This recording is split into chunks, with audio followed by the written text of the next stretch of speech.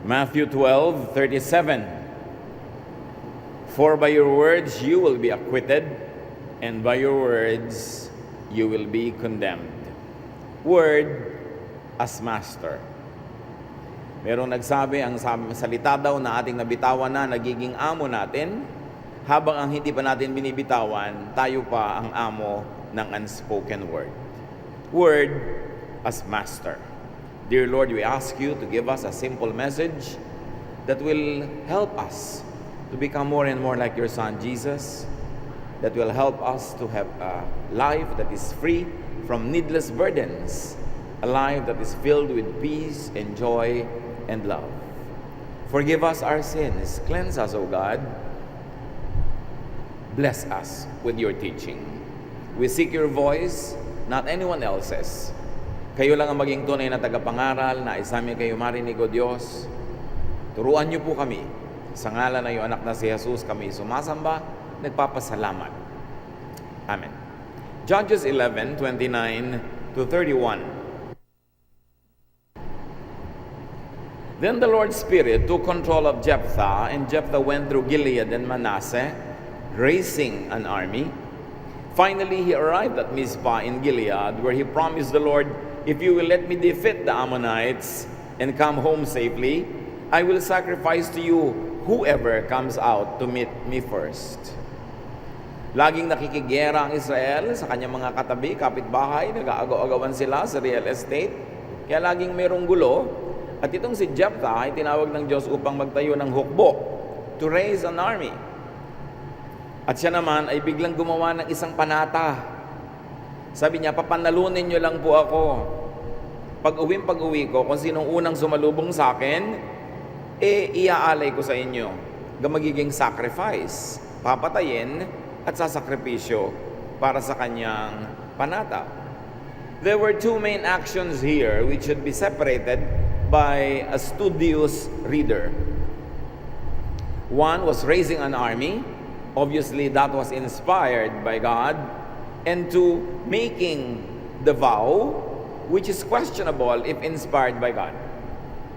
Napaghahalo kasi yung dalawang magkaibang ginawa, parang parehong Diyos ang may kagustuhan, but it was the raising of an army that was clearly the will of God. It is not clear if the second action was also Spirit-led. Though at this point, it is also not clear kung ayaw yon ng Diyos. Hindi rin clear kung gusto yon ng Diyos. Napakabigat ng ginawa niyang panata. Sino man daw ang unang lumabas sa kanyang bahay para sumalubong, isa-sacrifice. Yung sinasacrifice ay sinasaksak yon, itinatali, tapos sinusunog na parang isang animal sacrifice. Ang sabi, whoever. Sino naman kaya ang lalabas sa una sa kanyang bahay para siya batiin? Judges 11:32-33. From Mizpah, Jephthah attacked the Ammonites, and the Lord helped him defeat them. Jephthah and his army destroyed the 20 towns between Aroer and Minnith, and others as far as Abel Keramim. So the turn of events point to the first action as being anointed. He was inspired to raise an army, and the result of that army being raised was great victory. Therefore, the first action, the raising of the army, was obviously blessed and inspired. Malalaman natin yon sa result. Judges 11:34. Nanalo ang Jephthah, di uuwi na siyempre. Paano ngayon yung pangalawang action niya na meron siyang panata? When Jephthah returned to his home in Mizpah, the first one to meet him was his daughter. She was playing a tambourine and dancing to celebrate his victory, and she was his only child. This victory is going to become a tragedy dahil siya ay namanata na ang sino ang unang lalabas sa kanyang bahay para siya salubungin, pauwi mula sa kanyang tagumpay, ay kanyang iaalay, a burnt offering. Then, the only daughter, wala namang son, the only child actually, came out. Isang dalagita na nagsasasayaw, may hawak pang panderatas o mga tambourines, at natutuwa siya sa pagbalik ng kanyang ama. pero merong panata. Judges 11:35. "Oh no," Jephthah cried. Then he tore his clothes in sorrow and said to his daughter, "I made a sacred promise to the Lord, and I must keep it. Your coming out to meet me has broken my heart." But this Jephthah was the author of his sorrow, and not only to be his only sorrow, but sorrow also of other people. Sabi niya, "Oh no, sumumpa ako, namanata ako ng unang lalabas para sumalubong ay iaalay ko, ikaw ang unang lumabas." Pwede siguro sabihin ng daughter, sino pong in-expect niyong unang lalabas? Si mommy? Baka nga, no? Baka akala si mommy ang unang lalabas. Si daughter ang unang lumabas. Sabi ng iba, ng mga nag-aaral ng history at culture, pwede din daw na hayop ang unang lumabas para mag-greet sa dumarating na amo. Pero kung ikaw ba naman ang amo na nag-iisip ng matino, may tao sa bahay mo, may hayop sa bahay mo, may asawa ka, may anak ka, gagawa ka ng ganong blanket vow, whoever. It was very careless. And the Bible is silent if that vow was honored by God. Quiet naman eh. The human father grieved. What more the Father in heaven? Kung itong taong ito na anak lamang niya sa laman, yung ngayon ay papatayin, ay nalungkot, di lalo naman yung Ama natin sa langit na nalungkot sa ganitong klaseng kwento. And something is wrong with your perception of God if you think God would be glad that He would still carry out His vow in spite of the terrible consequence. This story could misrepresent God if you don't read it correctly. Hindi sinabi sa kwento na approve ang Diyos sa kanyang panata. Basta na manata lang siya, period. Hindi po lahat ng panata tinatanggap ng Diyos. Lalo ko yung panata ay careless and could result in cruelty to others. The vow, the second action, remember the first action was to raise an army. That was inspired, but the vow was not clearly accepted, ratified, or formalized by God. It could have been a one-way vow. Judges 11:36. "Father," she said, "you made a sacred promise to the Lord, and He let you defeat the Ammonites. Now you must do what you promised, even if it means I must die." Remember Isaac, i-offer din Abraham. Willing na willing yung bata. Siya pa ang may dala-dala nung panggatong na kahoy. Siya pa ang may dala-dala nung mga abubot nila. Ito na naman tong dalagitang ito. Sabi niya, kung kayo po ay nanumpa sa Diyos na gagawin niyo yon, edi patayin niyo po ako. What kind of successful upbringing and conditioning and brainwashing could create such children? Na willing siya to go against the law of nature, which is to preserve one's life, to obey. Alam niyo, inculcation, yung teaching, yung repetition, can shape a child's brain. At pag lagi natin silang sinabing maging unquestioningly obedient ka, hayan, ganyan na, willing pa. Pag lagi natin silang sinayang na puro po, opo, kahit rapist na, pumapayag pa sila. Ina-abuse na, pumapayag pa sila. Kaya maingat din tayo dapat sa pagtuturo sa mga bata. Kumisan gusto natin silang turuan ng complete and unquestioning obedience, mabuti ng mabuti kung kayo lang ang kasama sa mundo, paano kung masasamang tao lang yung kasama, hindi sila na-train na tumanggi. And in this case, nakita natin na hindi naman lahat ng magulang ay napagkakatiwalaan sa kanilang mga desisyon sa buhay dahil merong nakakapagpahamak sa sariling anak. So ano nangyari? Success in the battlefield translates into failure and disaster at home. Tapos sasabihin, God's will. Pag in-interpret ito na ganon, pumapangit ang imahe ng Diyos. Nadidistort ang tunay na essence and spirito ng Diyos. Pag binasa nating, wow, ang galing-galing naman ng faith mo, kahit papatayin mo na yung daughter mo, faithful ka pa rin. Wow, ang galing-galing naman ng anak mo, papatayin na, willing pa rin. You mean, gusto yun ng Diyos? Gaano natin kakilala ang Diyos? A careless reading of this kind of stories will lead you to wrong conclusions about God. Judges 11:37 to 39. So pumayag yung bata na siya ikakatayin at susunugin, i-offer. Sabi niya, but first, please let me spend 2 months wandering in the hill country with my friends. We will cry together because I can never get married and have children. It will break your heart. Papayag po ako na ako inyong ialay, pero bigyan niyo muna ako ng 2 buwang palugit. Ako at ang aking mga kaibigang babae ay magpupunta sa lugar-lugar kung saan-saan man. Maybe they'll go to high places, places of prayer. At itatangis, ipagluluksa, iiyak namin ang katotohanan, masasawi na ako, mamamatay na ako, hindi na matutuloy ang buhay ko, hindi na ako magkakaasawa, hindi na ako magkakaanak, the end of my life. Verse 38, ang tatay naman, yes, you may have 2 months, Jephthah said. She and some girls left, and for 2 months they wandered in the hill country, crying because she could never get married and have children. Then she went back to her father. He did what he had promised, and she never got married. Ang ganda ng presentation, ibig sabihin, pinatay pa rin. She never got married. Her life was disrupted, discontinued, ended in a sacrifice. The father had 2 months to change his mind. The father had 2 months to go back to God and say, Lord, joke lang po. Lord, nagkamali ako.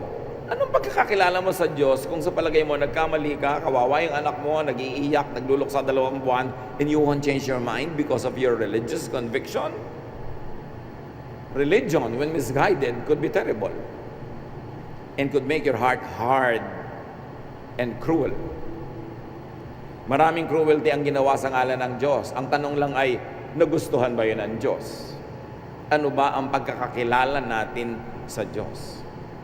Mga nagtatakwil ng magulang at anak dahil sa religious conviction.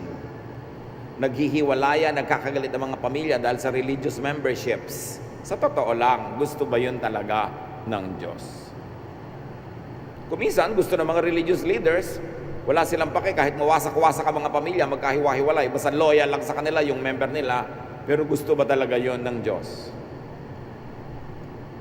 Kahit yung mga church activities nakasabay sa mga national holidays, kasabay sa mga pagtitipon ng mga pamilya, sasabayan ng mga churches, syempre, pipilitin nilang dumalo yung mga member nila. Pero paano yung mga member ng the same family who are not their members? Nagkakahati-hati yung pamilya. Loyalty lang basta sa church, kahit yung pamilya magka-divide. Tapos sasabihin yun ang gusto ng Diyos. Talaga? O gusto lang ng religious leaders?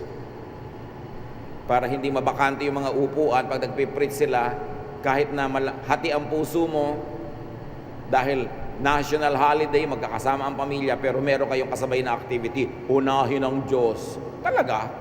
Ibig sabihin ba doon, inuuna mo talaga ang Diyos? Kailangan ba talaga mag-contest yan? Hindi ba pwedeng schedule na lahat na pagbibigyan?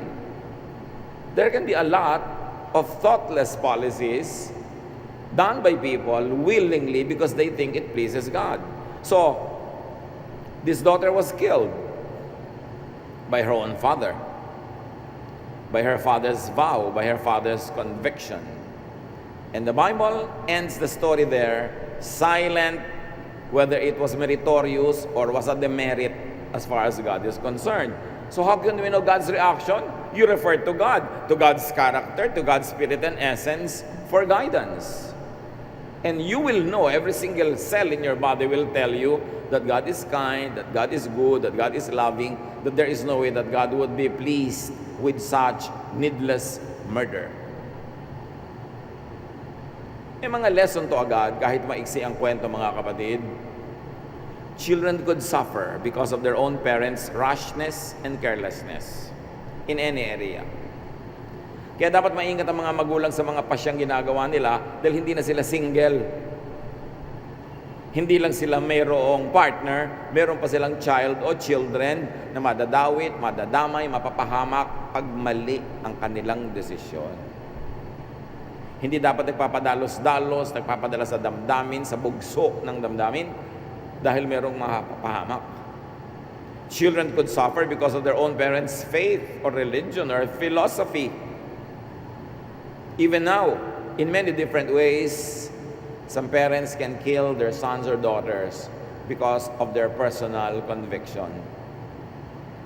Meron pala silang pangarap, yung anak ang masasakripisyo para sa pangarap.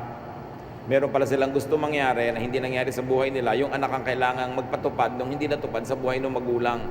Pero may sariling buhay ang batang ito. At ang ministry ng mga magulang, ipalakihin sila in the best way so they could be what God meant them to be, not just what we want them to be. And they should never become the collateral damages in our convictions, whether political, religious, or emotional convictions. Children could suffer because of their own parents' unholy or ungodly, albeit religious ideas. Hindi lahat ng religious idea ay godly idea. Kailangan sinasala sa karakter, sa basic and core teachings ng Diyos. Ikukumpara mo, gusto ba talaga ito ng Diyos or not? Children could suffer because of their own parents' ignorance and misconceptions about God.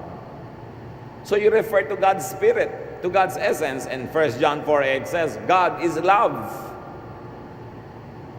And anyone who doesn't love others has never known Him. So itatanong mo, is it loving to kill an innocent daughter because of a vow you made? The obvious answer is no. Is it loving to snuff out a life, to discontinue a promising life because you made a vow? Bakit hindi mo isacrifice ang sarili mo? Total, ikaw ang nag-vow. Bakit hindi mo sabihin na pagdaludin nyo lang po ako, isa-sacrifice ko sarili ko? Bakit yung unang sasalubong sa'yo? It means hindi ikaw. Merong nadamay. So napakadaling isipin na hindi kasali sa binless ng Diyos na usapan yung pangalawang part, yung vow. Kasi hindi consistent sa character of God. Ano naman ang mapapala ng Diyos sa may isang dalagitang mamatay na ipanalo na nga yung gera eh. Marami tayong ginagawang sakripisyo kasi akala natin gusto ng Diyos. Diyos ko, sundin mo lang po ang dasal ko, hindi ako kakain ng siyam na Biyernes. Ano naman ang napala ng Diyos kung nagkaroon ka ng ulcer? Hindi po ako magpapakasarap sa buhay. Ibig mo sabihin, sadista ang Diyos? Makikinig sa dasal mo pag lang nagdusa ka? Ginagawa nating suhol sa Diyos ang ating mga pagtitiis, pagtitika, sometimes even fasting. Well, fasting has very practical use. Kung hindi ka nalang mamamalengke, magluluto, maghahain, magliligpit, para makapag-focus ka sa pagdarasal, better fast. But don't think that you earn some merits just because you go hungry. Physically, when you are hungry, at a certain level of hunger, nagiging mas spiritual ang consciousness. Kaya, useful din some fasting. Pero may mga tao hindi pwede mag-fast, lalo yung mga diabetics. So, hindi yan para sa lahat. May conviction ka dapat, at hindi lang basta conviction, tinitingnan mo yung practical repercussions. Because God is the author of all practical laws that govern life. Natural laws that govern the universe. Huwag tayo magpabulag sa ating mga emotion at mga religious convictions. First of all, is it loving to just make a vow that whoever comes out of the house gets sacrificed? That's very careless. Is it loving to keep an obviously flawed vow? 2 months, in-emphasize, 2 months to change his mind. Is it loving to sacrifice one's innocent daughter or whatever the form of daughter is? People who are under our care, under our influence or power, could be the equivalent of that daughter. Religious faith, religious practice could be mistaken. Religious conviction could be wrong and ungodly. Dapat sinisiyasat, sinusuri. Dahil kung talagang sa Diyos naman yan, hindi ma-offend ang Diyos sa sinisiyasat, sinusuri, tinetest mo.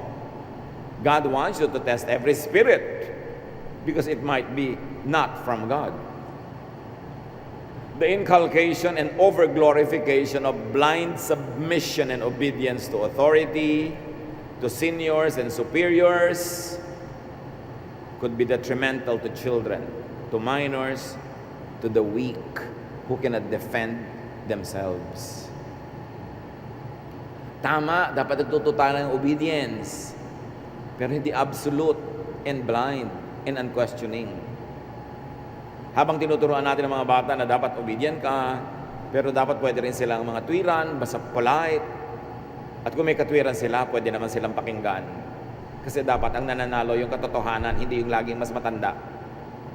Yung makabuluhan, yung may katwiran. Kawawa ang mga bata na sobrang tinrain, na sobra, absolute, blind, mag-obey. And remember, while 99.99% of parents are very loving, not all are good to their children. Not all parents could be entrusted with children. 2 Kings 6, 26-30, isang halimbawa ng mag-ina at magkumare. One day, as the king of Israel was walking along the top of the city wall, a woman shouted to him, "Please, your majesty, help me." "Let the Lord help you," the king said. "Do not think I have grain or wine to give you?" Then she asked, "What's the matter anyway?" May taggutom noon sa lugar.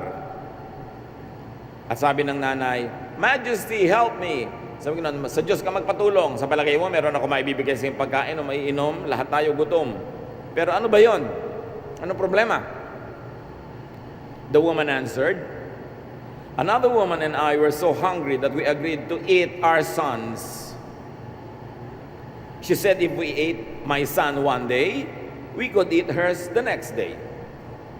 So yesterday we cooked my son and ate him. But today when I went to her house to eat her son, she had hidden him." The king tore off his clothes in sorrow. And since he was on top of the city wall, the people saw that he was wearing sackcloth underneath. Dalawang magkapitbahay na babae nagkasundo, lutuin natin ang mga anak natin para tayo may makain. Sorry na lang mga bata, you have to hear this. Galing din sa Bible, wala ako magawa. Hindi naman gagawin ng mga nanay nyo yan sa inyo. Bihira ang mga ganitong abnormal na nanay. Pero meron. Nagkasundo ang dalawang babaeng gutom na iluto ang kanilang mga anak. So, anak number 1, naluto. Ewan ko anong putahe. Nung nabusog na yung mother number 2, nung kinabukasan, anak na niya iluluto, itinago na niya. Tumino na, hindi na gutom. Alam niyo bang nakakabaliw ang gutom? Nahimasmasan, ay, topo-topo. Sorry na lang, hindi na nangyari. So, isinumbong. Hindi po siya tumapad sa usapan.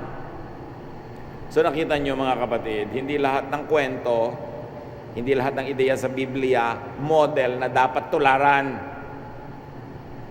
Selective ka dapat magbasa. Baka mamaya, Lord, bigyan niyo po ako ng guidance how to raise my children. Tapos binuksan mo yung Bible mo, gumagano yung mga pages kung saan tumuro yung daliri mo, yun ang magiging guide mo. 2 Kings 6, 26-30, anak, takbo na. Ang nanay mo, nagra-Russian roulette sa verses. Kung saan bumukas, yun ang sinasabi sa kanya ng Diyos. Kung bukas bumukas yan sa, and si Noah, pinagawa ng ark. Naku, pagod kayong mag-anak, gagawa kayo ng ark. Ang daming taong mahilig magbasa ng Biblia, pero hindi marunong magbasa. Napapahamak sa kababasa dahil hindi alam pumili alin ang para sa akin, alin ang para sa lahat, alin ang para sa akin paminsan-minsan at hindi naman laging para sa akin all the time, at alin ang talagang hindi para sa akin. Maraming ganon. Kung ano na lang mabuksan, yun ang sabi ng God sa akin. Talaga kinausap ka ng Diyos? Nagtuturo ka lang ng verses dyan? Sinabi sa iyo ng Diyos, yun ang gagawin mo? Maraming ganon. At maraming nauuto yung ganun. Alam nyo, sabi sa akin ng Diyos, papautangin nyo ako. Buti pa nga, pautang. Yung iba, alam mo, sabi sa akin ng Diyos, bibigyan mo ako. Sabi, sinabi pala ng Diyos sa'yo, di dapat sa akin din sinabi dahil ako yung magbibigay. Bakit naman ikaw ang kinausap, ako itong magagastosan? Huwag kayo nagpapapaniwala sa mga sabi ng Diyos na ganon. Ang daming ganon. Ito na naman, may vow. Ito pinag-usapan, lulutuin yung mga anak nila. Ezekiel 5:10, another book. Therefore in your midst, parents will eat their children. Bala. 99.99 ng magulang talaga mapagmahal. Pero may 0.001 na dapat pag-ingatan. O kaya, kahit generally yung magulang ay tama, may mga 0.001 din yan na maling desisyon. Kaya dapat nakikinig din sa payo ng iba. At lalong-lalo ko yun ay religious conviction. Dapat merong validation from other godly people, advice of other Bible-based people, prayerful people. Hindi ka sugod ng sugod sa desisyon. Lalo't mayroong masasacrifice, lalong may mapapahamak. Naku, maraming ganon. Yung isang member ng family nila, naging member ng ganitong religion. Yung buong kabuhayan nila, ibinenta at idinonate. Nawala ng bahay ang anak at mga asawa at mga kapatid. Meron naman, mga mana nila magkakapatid, ibinenta at ipinadala ko sa ang simbahang malayo dahil may conviction, kinausap ng Diyos. Kinausap ka ng Diyos, marami kayong tagapagmana. Bakit sila? Hindi kinausap, ikaw lang? Dapat may checks and balance ang ating spirituality because any bad spirit can deceive you. Especially, you can be manipulated by religious groups that have selfish and materialistic interests. Dapat ang tao nag-iisip at hindi basta-basta kumikilos. Humihingi ka ng payo ng iba na hindi involved sa situation mo. Therefore, they can give you objective advice. And there are many ways to eat children. Maybe you eat their dreams. Maybe you eat their personal lives. Maybe we sacrifice their romantic interest because we have another conviction of who they should love. Maraming ganon. Dapat maingat tayo because God sets us free. Jesus is freedom. Truth sets free. Hindi nagtatali, hindi nag-o-oppress, hindi nagkukulong ang Diyos. Pero maraming pagtatali, pag-o-oppress at pagkukulong ang ginagawa ng mga tao in the name of God. So titingnan nyo, saan uuwi ito? Saan pupunta itong policy na ito? Saan pupunta itong aking mga ginagawa na ito? Kung ito'y magtatali, magkukulong, mag-o-oppress sa iba, doubt it if it is from God. Kaya nga sa Amerika, sa dami ng mga abusive parents, na-imbento na yung 911, tatawag ang bata sa 911, ipapahuli ang magulang pag siya ino-oppress. Kasi, it's already very abnormal. The state has to intervene to protect children from their own elders. That's abnormal. It means that the society is sick. Kailangan ipagtanggol ng polisiya at ng mga social workers ang bata sa sariling magulang. And yet, in some cases, talagang kailangan. Napaka-importante. Ito lang nga yung anak ni Jephthah, wala pang 911 noon. Kaya walang nakatulong sa kanya. Consider Jephthah's story. Obviously, not an example to follow in your own life. Kaya manuri sa mga aral ng Biblia. Mag-iingat sa misunderstanding and misapplication. Paano mo malalaman na dapat ka na magduda? Pag oppressive, unkind, cruel, painful yung application, doubt your scholarship. Doubt your ability to understand. Consult with other people. Because God is love, God is kind, and Jesus sets free. Children need protection from abusive and destructive and abnormal parents or elders, especially from abnormal and abusive religious practice. Colossians 3:21. Parents, don't be hard on your children.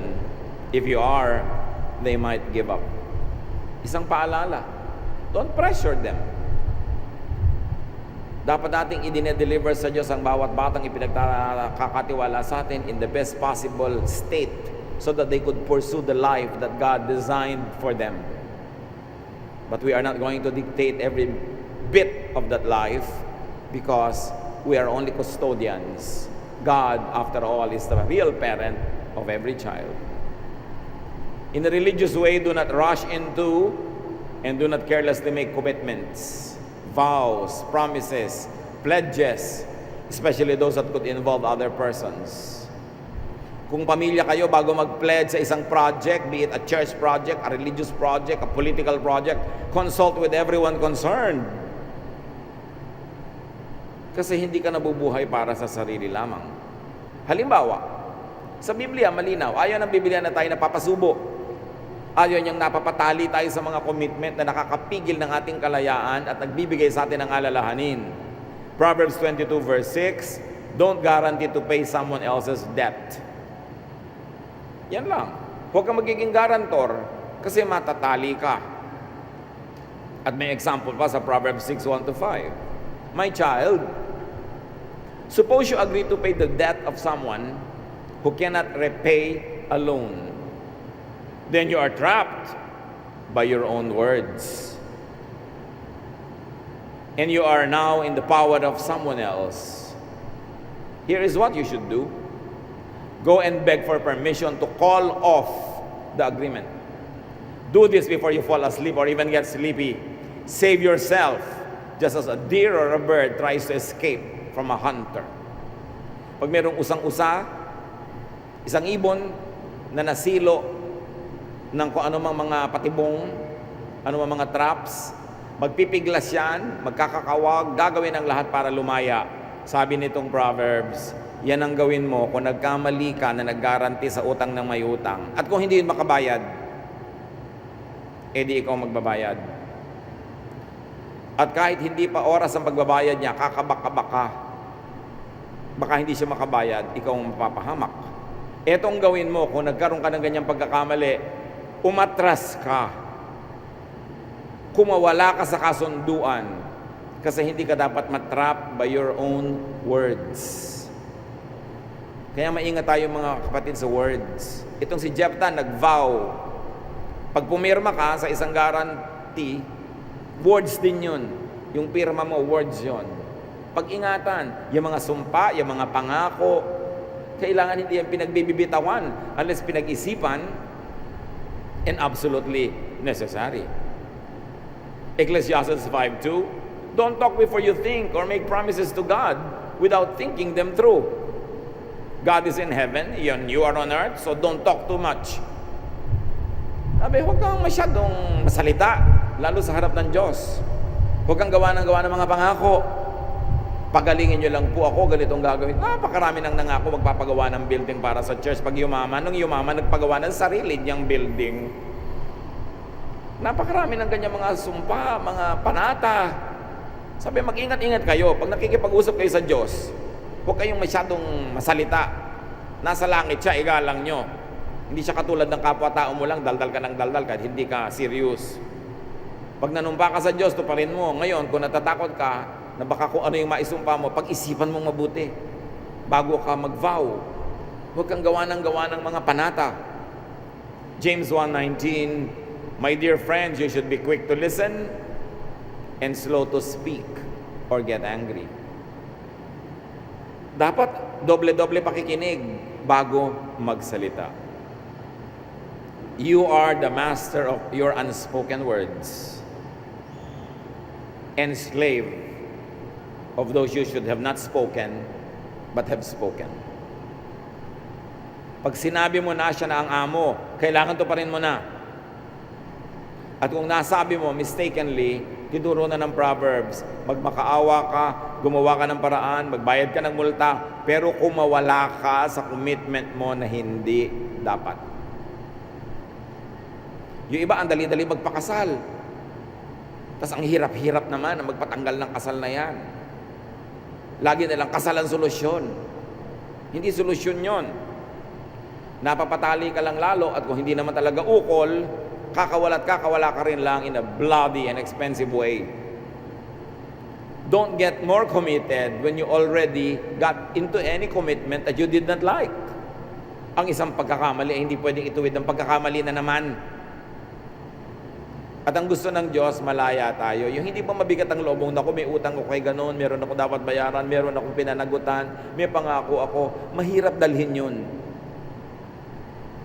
At ang gusto ng Diyos, malaya tayo. Make only the most necessary, minimum commitments. Less words means more power and more control on your part. More words means less control and less power. Mga kapatid, mag-ingat. Beware of and be careful with religious and emotional conviction. When we are very emotional about something, magpalipas muna ng oras, araw, linggo, buwan, bago mag-commit. Kasi pwedeng maiba ang iyong emosyon, pero nakakommit ka na, nakapirma ka na, nag-pledge ka na, paano ka aatras? Balance your faith with reason. Ayaw ng Diyos ng blind faith because God is light. Ayaw niya ng darkness. Ayaw niya ng faith na nakakatali at nakakakulong because truth sets free.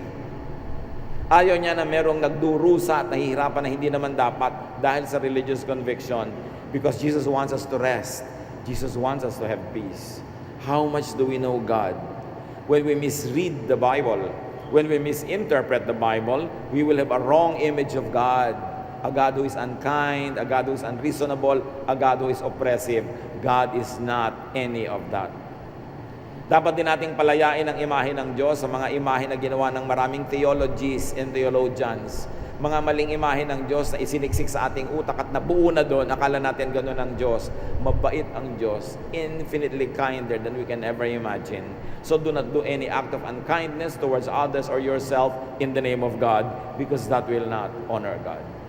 God loves us and God wants us to be free and to be rested and restful. Ama namin, turuan niyo po kami kung paano i-apply ang kwento ni Jephthah at tungkol dito sa mga pledges na ito, tungkol sa mga magulang na pwedeng magpahamak sa anak, paano namin i-apply ito sa aming buhay? Teach us, O God. Magbulay-bulay tayo mga kapatid. Angkinin ang mga aral sa araw na ito, paturo sa Espiritu ng Diyos kung paano natin ito ilalapat sa ating mga buhay. Lord, as your people bow before you, give us the wisdom to process all of this and to give us the wisdom also to apply this in our lives. Let's be alone with the Lord and make personal applications to this study.